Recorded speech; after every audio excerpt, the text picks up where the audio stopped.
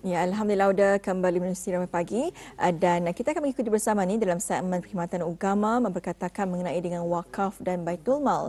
Jadi kita telah pun menjemput seorang tetamu undangan kita yang merupakan penolong pengelola Baitul Mal tingkat 1.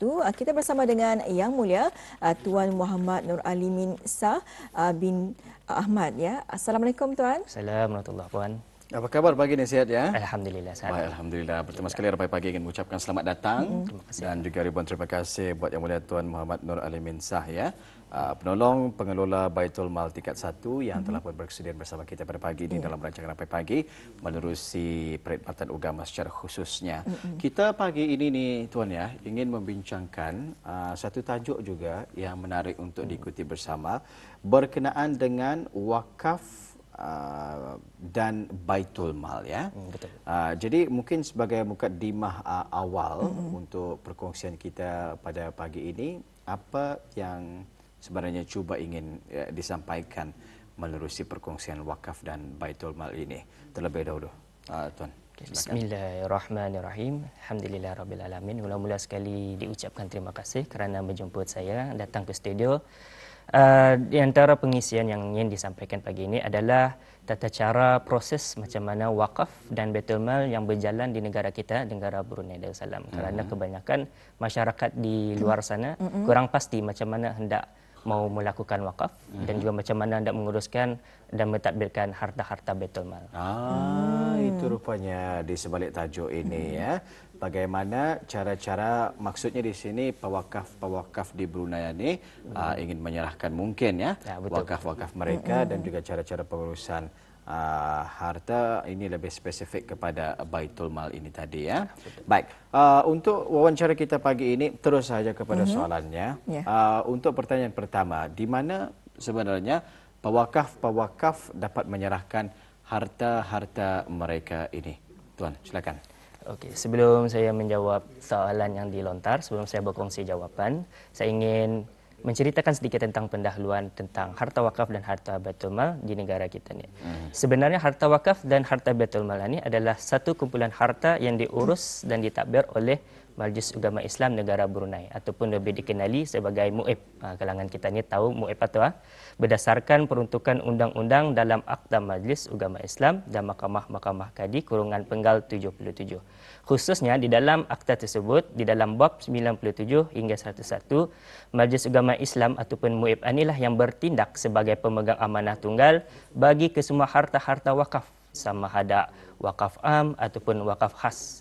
Selain daripada itu juga, majlis diberi mandat dan tanggungjawab serta amanah untuk mengurus dan mentadbir harta-harta Baitul Mal. Baitul Mal ini berbeza dengan harta wakaf dengan tujuan khairat atau kebajikan untuk menyokong dan mengembangkan lagi agama Islam di negara kita serta dapat memberikan manfaat yang besar kepada umat Islam di negara Brunei Darussalam mengikut hukum-hukum syarak. Sebelum itu tuan dan puan, bagian wakaf dan Baitul Mal ini adalah pada asalnya satu bahagian di bawah Jabatan Majlis Ugama Islam. Tetapi kini bahagian wakaf dan Baitul Mal telah bergabung dengan bahagian zakat dan telah dinaikkan taraf menjadi satu jabatan yang dikenali sebagai Jabatan Urusan Zakat, Wakaf dan Baitul Mal atau lebih dikenali dengan nama Juzab pada 1 Muharram 1445 Hijrah bersamaan dengan 19 Julai 2023. Okey, baik. Untuk berkongsi jawapan terhadap soalan yang dilontarkan tadi. Di manakah pewakaf dapat menyerahkan harta-harta wakaf mereka? Okey, sesiapa yang ingin berwakaf bolehlah menyerahkan harta-harta wakaf mereka di Jabatan Urusan Zakat, Wakaf dan Baitul Mal di Kementerian Ahwal Agama. Kerana jabatan inilah yang bertanggungjawab untuk mengurus dan menghandle semua hal yang berkaitan dengan harta wakaf umat Islam di negara kita, negara Brunei Darussalam. Kemudian harta wakaf yang diwakafkan itu akan disalurkan kepada pihak-pihak tertentu mengikut ketentuan pewakaf itu sendiri. Selain itu tuan dan puan, untuk memudahkan lagi proses pewakafan ini, pewakaf bolehlah menyerahkan harta yang mereka ingin wakafkan itu terus ke tempat yang mereka ingin wakafkan. Sebagai contoh, ada orang yang ingin mewakafkan van jenazah, boleh saja terus pergi wakaf ke masjid yang mereka inginkan. Tetapi hendaklah maklumkan secara rasmi kepada Jabatan Urusan Zakat, Wakaf dan Baitul Mal. Iya. Jadi telah pun kita mendengarkannya mengenai dengan di mana ya pewakaf-wakaf dapat menyerahkan harta-harta wakaf mereka. Dan seterusnya ni Tuan ya, setakat ini apakah antara harta-harta yang telah diwakafkan atau dimaklumkan ya tentang pewakafan berkenaan ke Jabatan Urusan Zakat, Wakaf dan Baitul Mal ini? Silakan Tuan. Okey, alhamdulillah. Hari makin hari, tahun makin tahun, masyarakat kita ni semakin rancak dalam Alhamdulillah, berwakaf. semakin meningkat ya Tuan ya. Semakin meningkat, tahun makin tahun semakin meningkat. Di antara harta-harta yang telah diterima secara langsung ataupun dimaklumkan tentang perwakafan tersebut kepada Jabatan Urusan Zakat, Wakaf dan Baitul Mal, antaranya adalah harta yang berbentuk bangunan seperti masjid ataupun surau. Alhamdulillah di negara kita ni banyak yang mewakafkan masjid untuk kegunaan masalah masyarakat Islam kita ni ya, untuk melakukan solat, sembahyang dan sebagainya. Antara masjid yang diwakafkan adalah Masjid Jami' Asri Ahsanil Bolkiah, Masjid Universiti Brunei Darussalam, Masjid Yayasan Sultan Haji Ahsanal Bolkiah, Masjid Al-Mirah Al-Hajjah Maryam dan juga Masjid Jubli Perak Sultan Haji Ahsanal Bolkiah. Ini antara masjid yang diwakafkan. Sebenarnya banyaklah lagi Tuan masjid yang diwakafkan. Okay, kemudian harta yang diwakafkan juga ada juga yang berbentuk tanah. Tanah kosong yang diwakafkan untuk kegunaan masyarakat kita ni. Di antaranya adalah wakaf tanah khas bagi tapak sekolah agama Jurudong dan juga wakaf tanah khas bagi tapak Masjid Sultan Syarif Ali Songkurong. Ini adalah sebahagian tanah-tanah yang diwakafkan. Kemudian ada juga yang mewakafkan harta dari segi bentuk wang tunai. Ini kebanyakan kita masyarakat kita ni banyaklah yang mewakafkan wang tunai yang berbentuk duit ataupun cek. Ada yang mewakafkan dalam RM100, RM1,000 untuk tujuan kebajikan. Di antaranya masyarakat kita ni mewakafkan wang tunai mereka untuk membina dan perbaikan masjid, surau dan balai ibadah.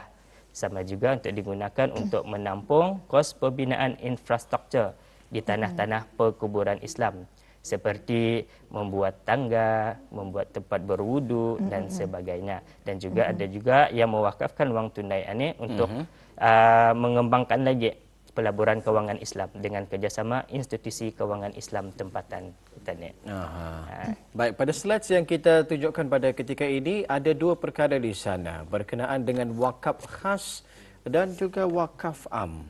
Jadi mungkin Tuan Nurul Alimin Shah lebih mengetahui mengenai perkara tersebut dan berkongsi bersama dengan kami berdua. Begitu juga penonton-penonton kita ni. Okey, terima kasih Tuan atas soalan yang dilontarkan.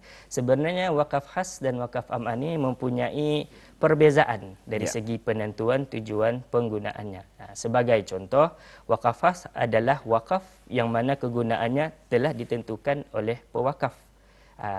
Ini kerana pewakaf yang akan menetapkan secara spesifik apa yang harus dilakukan dengan harta yang diwakafkan. Sebagai contoh, seseorang mewakafkan sebidang tanah dengan tujuan tanah tersebut akan didirikan masjid. Maka apabila tanah itu sudah diniatkan untuk diwakafkan membangunkan masjid, tanah tersebut tidak boleh lagi dibangunkan bangunan selain daripada masjid. Tidak boleh didirikan sekolah, kantin dan sebagainya. Hanya bertujuan masjid. Itu adalah contoh wakaf khas. Manakala wakaf am adalah opposite ataupun berlawanan kepada wakaf khas.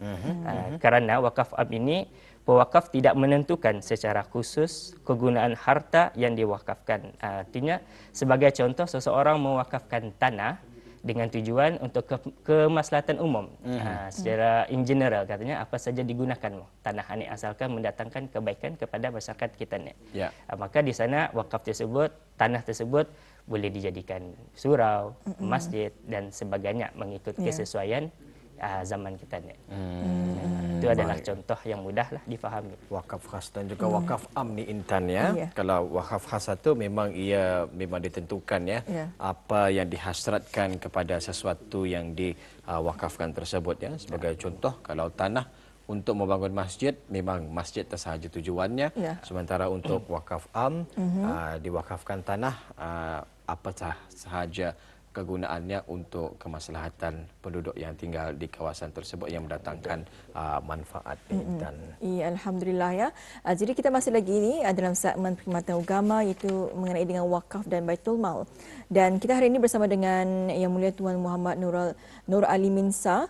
Jadi tuannya mengenai dengan perkara ini. Jadi bagaimana proses penerimaan harta wakaf yang dilaksanakan oleh pihak Jabatan Urusan Zakat, Wakaf dan Baitul Mal yang berjalan pada masa ini? Ya, Alhamdulillah. Pada masa kini, proses penerimaan harta wakaf di negara Brunei Darussalam dapat dibahagikan kepada dua kategori, iaitu satu tidak berdaftar dan satu lagi adalah yang berdaftar. Maksud yang wakaf tidak berdaftar ini adalah apabila sesuatu proses perwakafan tidak didaftarkan atau dimaklumkan secara rasmi kepada Jabatan Urusan Zakat, Wakaf dan Baitul Mal. Maksudnya di sini Jabatan Urusan Zakat, Wakaf dan Baitul Mal tidak mengetahui adanya berlaku perwakafan. Perwakafan ini boleh terjadi dengan dua keadaan. Yang pertama adalah wakaf secara lisan. Sebagai contoh, secara lisan seseorang mewakafkan kerusi roda iaitu wheelchair di hospital tanpa memaklumkan kepada Jabatan Urusan Zakat, Wakaf dan Baitul Mal. Mungkin bis dia mengampai saja kerusi wheelchair itu dan bagi tahu kaki tangan di sana ini adalah wakaf dari saya untuk kegunaan hospital tanpa memaklumkan kepada Juzwab ataupun Jabatan Urusan Zakat, Wakaf dan Baitul Mal. Kemudian wakaf tanpa pengetahuan penerima. Ini selalu berlaku di masyarakat kita ni. Seseorang, sebagai contoh, seseorang mewakafkan kitab Al-Quran di masjid. Diampainya saja buku itu. Ini aku wakafkanlah untuk masjid ini. Sedangkan imam pun dia tahu, rupanya ada orang wakafkan. Diampainya saja tanpa diketahui. Itu adalah contoh-contoh wakaf yang tidak berdaftar. Manakala wakaf secara berdaftar adalah satu proses wakaf yang melibatkan pentadbiran dan pengurusan secara rasmi oleh Jabatan Urusan Zakat, Wakaf dan Baitul Mal. Dapatlah kita ni ambil contoh bagi orang yang mewakafkan tanah dan juga wakaf wang tunai yang berjalan pada masa kini. Sebagai contoh, perwakafan tanah. Sekiranya ada orang yang berhasrat ingin mewakafkan tanah, hendaklah didaftarkan dahulu di Jabatan Urusan Zakat, Wakaf dan Baitul Mal untuk memastikan status perwakafannya dan penggunaannya adalah jelas serta selari dengan undang-undang iaitu Kanun Tanah Negara Brunei. Sama juga sesiapa yang ingin mewakafkan wang tunai hendaklah memaklumkan kepada Jabatan Urusan Zakat, Wakaf dan Baitul Mal agar wang yang wakaf wang tunai itu dapat digunakan disalurkan dengan betul lah tuan. Baik, alhamdulillah ya. Tetapi masing-masing boleh dilakukan ni, tidak berdaftar dan juga berdaftar. Macam mana tuan? Sekiranya harta yang ingin diwakafkan itu sangat besar nilainya seperti tanah. Itu hendaklah didaftarkan agar tidak berlaku kekeliruan di kemudian hari. Kalau macam sekadar selipar, sejadah ataupun mungkin Al-Quran ya, yang diwakafkan di masjid-masjid bersedekah air dan sebagainya, itu kira sedekah kali tak? Kanan kita sedekahlah. Tapi itu boleh dilakukanlah secara bersendirian ya. Boleh. Okey, baik, alhamdulillah. Kita berehat seketika. Selepas ini kita ingin mengetahui ni perkara yang besar tadi itu, wakaf yang jenis berdaftar ni. Mungkin ada tata caranya ataupun proses-prosesnya yang tertentu yang boleh diterangkan oleh tetamu kita selepas ini. Jadi kita berehat seketika, kembali selepas ini.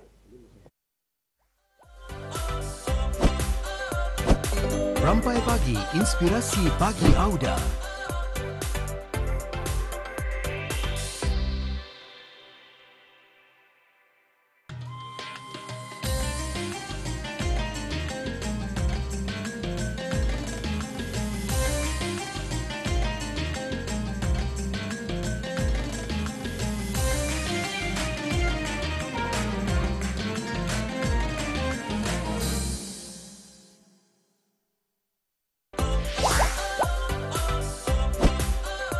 Rampai Pagi, inspirasi pagi Auda.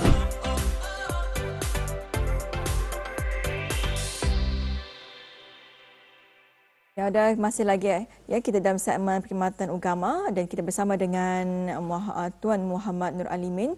Jadi tuannya kita masih lagi berbicara mengenai dengan wakaf tanah ni. Jadi mungkin berkongsikan mengenai dengan tata cara proses wakaf tanah ni tuan.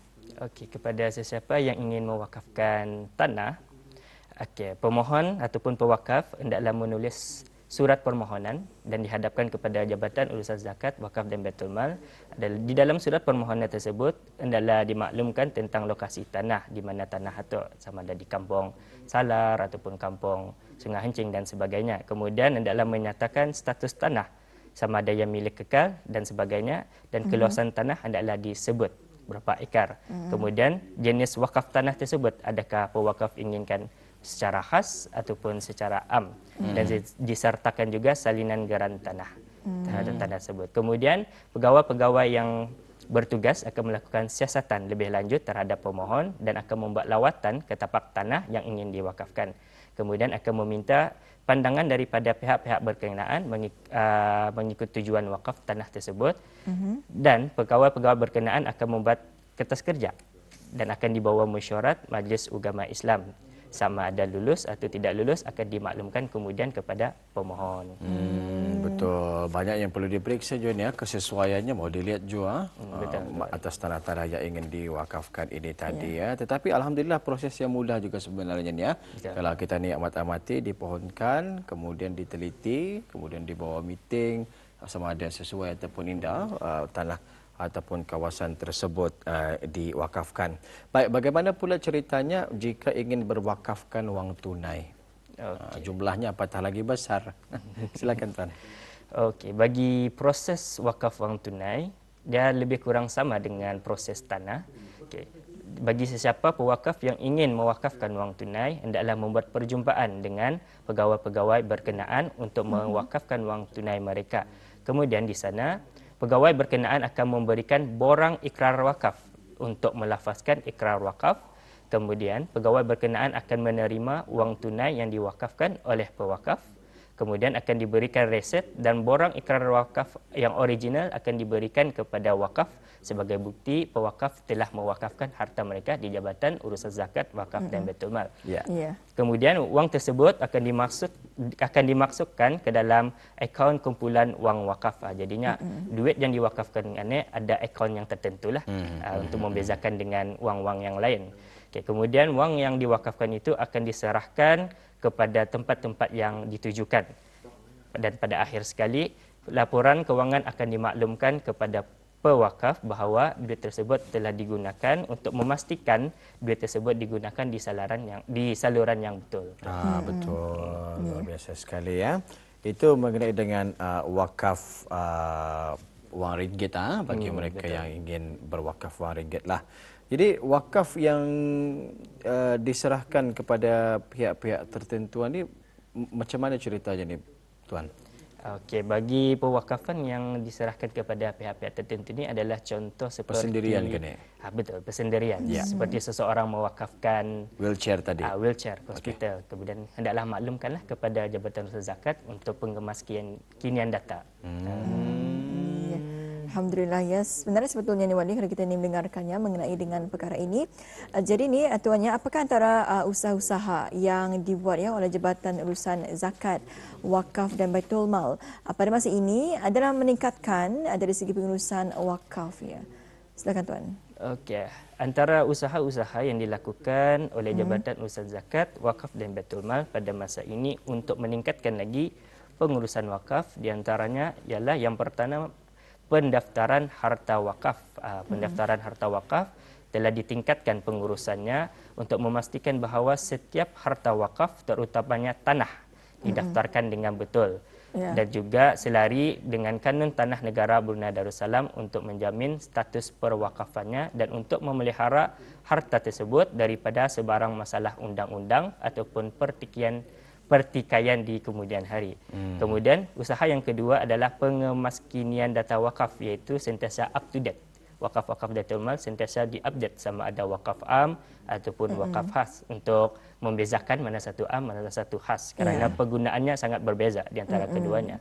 Kemudian usaha yang ketiga adalah pembangunan harta wakaf untuk menjana pendapatan. Ini adalah satu usaha juzwab yang bergabung dengan agensi-agensi kerajaan ataupun agensi-agensi luar. Di antara contohnya adalah bekerjasama dengan Badan Tanmiah Harta Majlis Ugama Islam, sebuah badan korporat di bawah MUIB yang bertanggungjawab memajukan dan mengembangkan lagi aset-aset wakaf dan Baitul Mal. Dan yang keempat adalah penguatkuasaan perundangan berkaitan wakaf. Alhamdulillah, dengan penguatkuasaan perundangan wakaf yang baharu dan kini berada di peringkat yang terakhir, Juzwab ataupun Jabatan Urusan Zakat, Wakaf dan Baitul Mal memainkan peranan yang penting untuk memastikan rangka kerja undang-undang ini berkesan serta mampu mengurus wakaf dengan lebih teratur, lebih efisien, lebih sistematik dengan panduan yang lebih jelas. Dan yang terakhir sekali adalah kerjasama dengan organisasi antarabangsa dan juga tempatan. Itu di antara usaha-usaha yang dibuat. Alhamdulillah ya, kalau kita ni lihat Juzwab semenjak tahun 2023 ianya diperkenalkan, alhamdulillah semakin bersistematik lah ya. Betul, Sistem wakaf di negara kita ni Brunei Darussalam lebih teratur, lebih terurus dan wakaf orang-orang kita ni pun sampai kepada hajat yang dihasratkan ya. Baik, kita ni panjang lebar berkenaan dengan wakaf. Kita beralih seterusnya ni berkenaan dengan Baitul Mal pula. Ni kita ni belum lagi banyak menyentuh mengenai perkara ini. Nama Baitul Mal memang sinonim ya bagi masyarakat Brunei, khususnya bantuan-bantuan yang menggunakan dana zakat ni tuan. Dan ingin kita ni ketahui juga sebenarnya apakah sumber harta Baitul Mal itu sebenarnya, dan adakah ia termasuk hasil daripada kutipan zakat-zakat di negara kita ni, dan macam mana? Okey. Sebenarnya harta Baitul Mal ini sangat berbeza dengan harta hasil kutipan zakat. Keduanya sangat berbeza, tetapi masyarakat kita ni kadang-kadang berfikir Baitul Mal adalah zakat, zakat adalah Baitul Mal. Sebenarnya dia adalah perkara yang berbeza. Sebagai contoh, harta Baitul Mal ini digumpulkan ataupun boleh ditepati daripada kumpulan wang pentadbiran am, manakala hasil kutipan zakat boleh diperolehi daripada kutipan zakat harta dan juga zakat fitrah, iaitu zakat orang yang bayar semasa bulan Ramadan atau tuan setiap tahun, dan akan disimpan hasilnya di dalam kumpulan wang zakat. Secara kesimpulannya, harta Baitul Mal di negara kita, negara Brunei Darussalam, kita dapat perolehi daripada kumpulan wang pentadbiran am Majlis Ugama Islam. Di antara contoh-contoh sumber yang menyumbang kepada harta Baitul Mal adalah yang pertama, bayaran denda Mahkamah Syariah, wang faedah bank iaitu interest yang diserahkan kepada Juzwab, kemudian pendaftaran nikah, kebenaran nikah dan poligami, bayaran sijil nikah, cerai dan rujuk, bayaran sijil penyembelihan, sijil halal, lesen halal, import permit halal dan tanda halal, harta yang tidak habis diwarisi, harta-harta luqatah dan lain-lain lagi. Jadi seperti yang kita paparkan pada ketika ini, itulah sebenarnya sumber harta Baitul Mal ini tadi ya, bukan seperti yang orang kita ni bayangkan. Mereka fikir zakat yang dibayar tahun-tahun ya, zakat fitrah maupun zakat harta itu larinya kepada Baitul Mal. Walhal sebenarnya sumber-sumber daripada Baitul Mal ini diambil daripada apa yang telah pun diterangkan dan juga dikongsikan oleh tuan sebentar tadi ya. Baik, mungkin ada perkongsian lagi mengenai dengan Baitul Mal ini tuan? Okey. Baitul Mal meskipun di negara kita di Juzwab, bukan semua sumber harta Baitul Mal berada di bawah pengurusan Jabatan Urusan Zakat, Wakaf dan Baitul Mal. Jabatan Juzwab menyediakan beberapa perkhidmatan pengurusan Baitul Mal yang bermanfaat kepada orang ramai. Antaranya yang pertama adalah pengurusan harta yang tidak habis diwarisi. Ini contoh yang paling mudah boleh saya katakan, sebagai contoh seseorang yang meninggal dunia tanpa meninggalkan waris. Dia tinggal sebatang kara di Brunei inilah, dan tidak ada anak dan tidak berkahwin dan sebagainya. Tidak ada wasiat lagi. Jadi hartanya tu di wasiatnya itu hartanya tersebut akan jatuh kepada Baitul Mal. Dan kemudian yang kedua adalah pengurusan harta luqatah. Maksudnya di sini apabila seseorang itu berjumpa harta yang tercicir, kemungkinan tercicir, dan tidak tahu siapa yang punya harta tersebut, maka itu disebut harta luqatah, dan hendaklah disarankan untuk menyerahkan kepada Juzwab untuk dijaga secara rapi sehingga pemilik sah yang menuntutnya. Sekiranya tidak ada pemilik sah menuntut ataupun mengklaim harta tersebut, maka harta tersebut akan dimasukkan ke dalam dana Baitul Mal.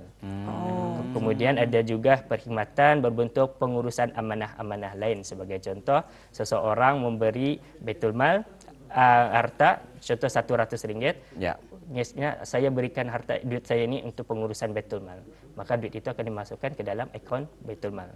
Dan yang terakhir sekali adalah pelaburan harta Baitul Mal, di mana harta Baitul Mal ini akan dikembangkan dan dimajukan lagi oleh Badan Tadmiyah untuk memajukan lagi harta-harta Baitul Mal kita ni.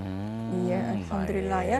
Dan akhirnya ni tuannya mungkin boleh berkongsikan apakah antara usaha-usaha yang telah pun dibuatnya oleh Jabatan Urusan Zakat Wakaf dan Baitul Mal dalam pengurusan harta Baitul Mal ini. Okay, di antara usaha-usaha yang dibuat oleh Jabatan Urusan Zakat, Wakaf dan Baitul Mal kurang lebih sama dengan usaha yang dibuat dengan wakaf. Yang pertama adalah pendataan data Baitul Mal. Pendataan data Baitul Mal dilakukan lebih teliti pada masa kini untuk membezakan mana satu tanah yang milik Baitul Mal, mana satu tanah yang masih berfungsi dengan Baitul Mal dengan ahli yang waris. Yang kedua, usaha yang kedua adalah bekerjasama dengan pihak ketiga, sama ada pihak kerajaan ataupun agensi-agensi berkenaan untuk mengembangkan lagi harta-harta Baitul Mal. Baitul Mal, ya. Dan yang ketiga adalah penyusunan sistem pengurusan harta Baitul Mal. Sekarang dunia semakin canggih, maka Baitul Mal pun tidak ketinggalan menggunakan sistem teknologi digital untuk meningkatkan lagi ketulusan dan kecekapan pengurusan Baitul Mal. Dan yang terakhir sekali adalah melakukan program pendidikan dan kesedaran kepada masyarakat untuk mendidik masyarakat supaya tahu betapa pentingnya Baitul Mal di negara kita ni. Ya, alhamdulillah ya. Seronok sebetulnya ya kalau kita mendengarkan dan juga dengan perkongsian tuannya, dan banyak perkara-perkara yang kita ni tidak ketahui Wali. Apabila kita mengikuti bersama ini baru kita tahu ya perbezaan wakaf dan juga Baitul Mal ini, dan juga adanya wakaf am dan juga wakaf khas ini. Adanya juzwab juga ya, rupa-rupanya ada di negara kita di Brunei Darussalam. Jadi mungkin Auda boleh berhubung dengan mereka untuk mengetahui dengan lebih lanjut lagi, mungkin berkaitan dengan perkara wakaf ini maupun perkara Baitul Mal ini tadi ya. Jadi penghujung pertemuan kita ini mungkin ada harapan, saranan dan juga perkongsian terakhir bagaimana cara untuk berhubung dengan juzwab sendiri mungkin. Silakan tuan. Okey, baik. Bagi sesiapa orang di masyarakat tanah yang ingin mewakafkan, bolehlah berjumpa terus di Jabatan Urusan Zakat, Wakaf dan Baitul Mal ataupun menghubungi hotline kami atau bis kita WhatsApp saja untuk pengurusan wakaf dan Baitul Mal. Di sana insya-Allah ada pegawai-pegawai yang bertugas akan melayan bis kita. Baik, ada yang cuba ingin kita paparkan kepada penonton-penonton kita, talian laman Sesawang dan juga saya kira ini Facebook ataupun Instagram ni macam mana tuan? Betul puan. Ada Facebook Juzwab iaitu Juzwab_KHEU dan juga Instagram Juzwab. Instagram bagi pada untuk Juzwab. Untuk mengetahui dengan lebih lanjut ya. Talian di sana juga 829 2526 boleh dihubungi ya. WhatsApp. Di WhatsApp. Okey, baik. Jadi itu sahaja yang ingin disampaikan pada pagi ini tuan. Dan kita di Rampai Pagi ingin mengucapkan sekali lagi ribuan terima kasih di atas perkongsian yang sangat mendalam. Jelas juga rasanya disampaikan oleh Tuan Muhammad Nur Alimin Shah. Berkenaan dengan tajuk segmen perkhidmatan agama membawakan tajuk wakaf dan Baitul Mal ini. Jadi insya-Allah jika ada perkongsian di lain kesempatan nanti mungkin dengan tajuk yang lain, kita ni akan bersama lagi di kesempatan itu ya. Baik, assalamualaikum. Waalaikumsalam warahmatullahi.